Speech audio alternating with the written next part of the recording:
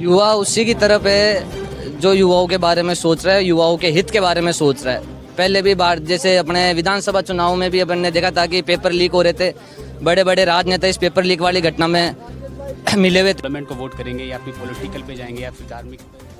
Sir development बिल्कुल पहली priority यही रहेगी कि जो अपने विकास का कार्य करवा सके, 5 साल तक मेरी बातें केंद्र में दिल्ली में पहुंचा सके, ऐसे नेताओं को मैं वोट करना चाहूँगा। एम्प्लॉयमेंट इन मुद्दों की बजाय एक थोड़ा वो धार्मिक जो तड़का है वो देश में बीते वर्षों में थोड़ा बढ़ गया है। उसकी वजह से एक हल्का सा लोगों के सोचने की क्षमता वो कहीं ना कहीं उससे इन्फ्लुएंस हुई है। इस वजह से लोग उतना नहीं सोच पा रहे हैं, थोड़े बायस्ड हो गए हैं अपने धर्म को लेके। थोड़े जातिगत समीकरण जो कि चुनावों में एक आम बात है, वो भी थोड़े हावी होते देखिए, नजर युवा आ तो ऐसी ही सरकार चाहेगा। मेन युवा जिसके लिए कार्य कर रहा है वो अपनी रोजगार पाने के लिए कर रहा है।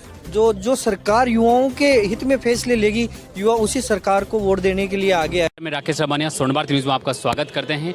लोकसभा चुनाव को लेकर चुनावी यात्रा पर आज हम निकले हैं। आज हम पहुंचे राजस्थान विश्वविद्यालय। राजस्थान विश्वविद्यालय एक ऐसा विद्यालय, यहाँ से प्रताप सिंह खाचरियावास, पुष्पेंद्र भारद्वाज, सचिन पायलट जैसे कद्दावर नेता इस विश्वविद्यालय से निकले हैं।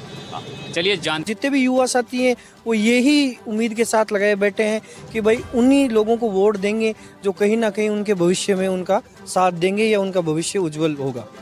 लोकसभा चुनाव में मोदी वर्सेस राहुल चेहरा देख रहे हैं या फिर ऐसी सरकार का आप चाहें कि जो युवाओं के लिए काम कर सके? देखिए, युवा तो ऐसी ही सरकार चाहेगा। मेन युवा जिसके लिए कार्य कर रहा है वो अपनी रोजगार पाने के लिए कर रहा है। जो सरकार युवाओं के हित में फैसले लेगी, युवा उसी सरकार को वोट देने के लिए आगे आएगा और बढ़ चढ़ के वोट करेगा, क्योंकि युवा ही देश का भविष्य है।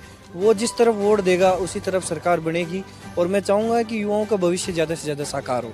तो सुबह बात करते हैं, आप कौन से लोकसभा क्षेत्र से हैं? मैं लोकसभा क्षेत्र पाली लगता है, सोजत हमारी विधानसभा है और पाली के अंदर पीपी चौधरी को एक बार फिर टिकट मिला है। 2 बार पहले भी वो जीत चुके हैं, एक बार फिर इनको भारतीय जनता पार्टी ने टिकट दिया है। लोकसभा चुनाव में युवा किसकी तरफ है?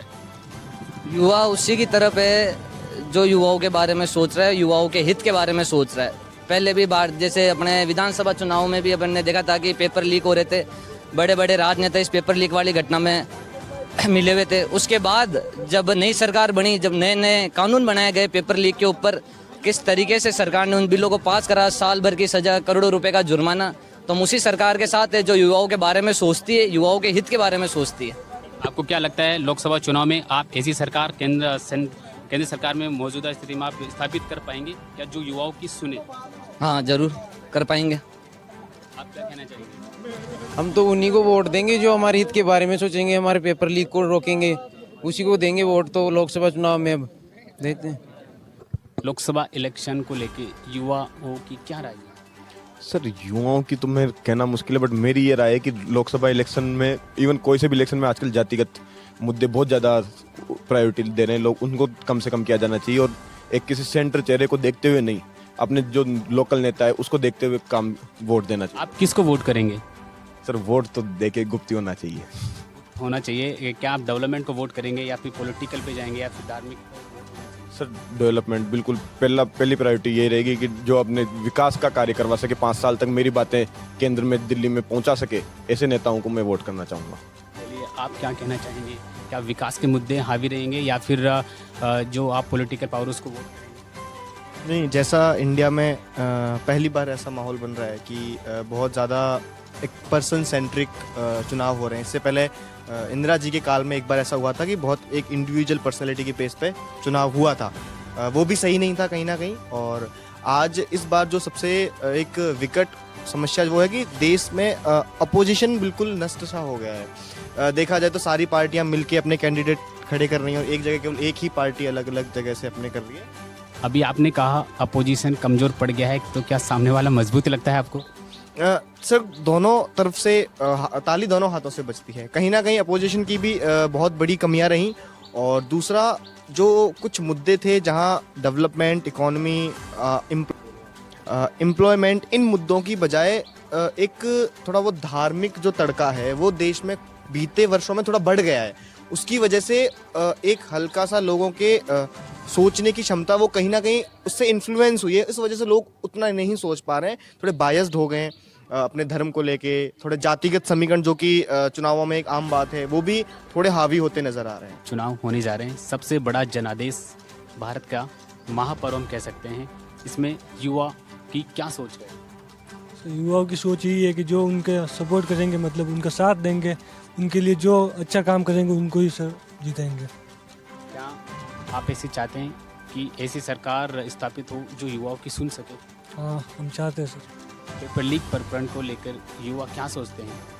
सर पेपर लीक में सर उनका मतलब क्या है कि कुछ अच्छी व्यवस्था करे सर। क्या हर पेपर हम देख रहे हैं कि लीक हो रहे हैं सर, तो कुछ अच्छा होगा तो सर हम जो हमें मतलब आश्वासन देंगे कि जो पेपर लीक रोक सके सर, कुछ अच्छा कर सके तो हम सर उनका सपोर्ट करेंगे सर। आपको क्या लगता है कि सरकार युवाओं की सुन रही है? अभी आपने कहा कि सरकार आश्वासन देती है, तो क्या सरकार आश्वासन देती है, क्या फिर युवाओं के जो इतनी तैयारी करते हैं, मेहनत करते हैं, आपको क्या लगता है? सॉरी सर, क्या मतलब क्या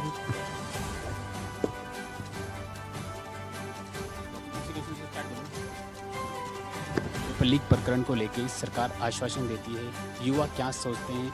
क्या उनका सरकार पेपर लीक प्रकरण की जांच करवाती है, कमेटी बिठाती है? सर आश्वासन के बाद भी सर अभी तो क्या है कि पहले कांग्रेस गवर्नमेंट थी, उसमें भी पेपर लीक हो रहे थे।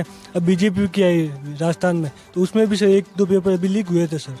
तो हम आश्वासन से तो कुछ हो नहीं सकता सर, तो कुछ मतलब जब तक कुछ कदम नहीं उठाएंगे तब तक सर कुछ होगा नहीं सर। लोकसभा चुनाव में युवाओं की क्या भागीदारी है? सर लोकसभा चुनाव में तो सर युवा की बहुत बड़ी भागीदारी है, क्योंकि सर आजकल युवा सर बहुत कुछ कर सकते हैं सर। उनका जिस साइड युवा हो गए सर वही साइड जीतेगी सर। काम को वोट देंगे या फिर पॉलिटिकल पे आप वोट करेंगे? सर काम को ही वोट देंगे सर हम तो। तो अभी जो हमारे साथ युवा मौजूद हैं, उन्होंने कहा कि सरकार ऐसी हो जो हमारे लिए काम कर सकें, देश के भविष्य के लिए मजबूत से मजबूत कदम उठाए जा सके और युवाओं की जो पढ़ाई से रिलेटेड जो भी मुद्दे हैं उनको और नई बुलंदियों के साथ में काम कर सके।